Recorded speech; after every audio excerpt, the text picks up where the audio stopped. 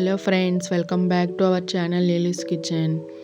బీరకాయ రొయ్యల కాంబినేషన్ ఎప్పుడైనా ట్రై చేశారా? ట్రై చేయకపోతే తప్పకుండా ట్రై చేయండి. కర్రీ చాలా అంటే చాలా బాగుంటుంది వైట్ రైస్లోకి. దానికోసం ముందుగా కళాయి పెట్టుకొని ఆయిల్ వేసుకోవాలి. ఆయిల్ హీట్ అయ్యాక బిర్యానీ ఆకు, చెక్క, లవంగా వేసుకోండి.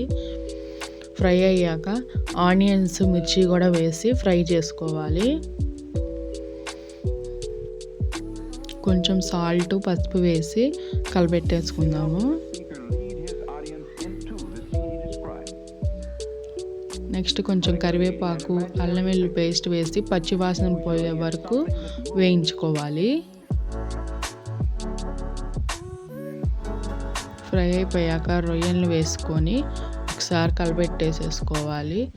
ఒక 5 minutes కుక్ చేసుకుందాము. రొయ్యలు అనేది సాఫ్ట్గా కుక్ అయిపోవాలి. చూసారా, రొయ్యలు కుక్ అయిపోయినాయి. ఒకసారి కలిపెట్టేసుకొని కట్ చేసి పెట్టుకున్న బీరకాయలను కూడా వేసేసుకొని ఒకసారి కలిపెట్టుకుందాము. బీరకాయలను 50% కుక్ చేసుకోవాలి.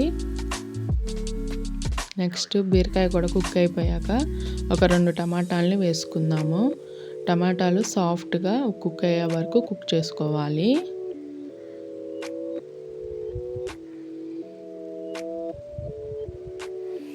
టమాటా కూడా సాఫ్ట్గా అయిపోయిందండి.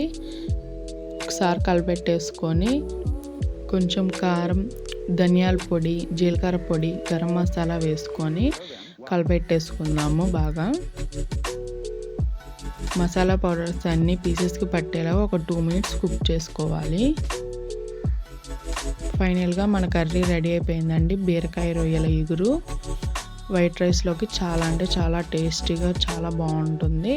నా వీడియో కనుక నచ్చినట్టయితే లైక్ చేయండి, షేర్ చేయండి. Please subscribe my channel. Thank you for watching.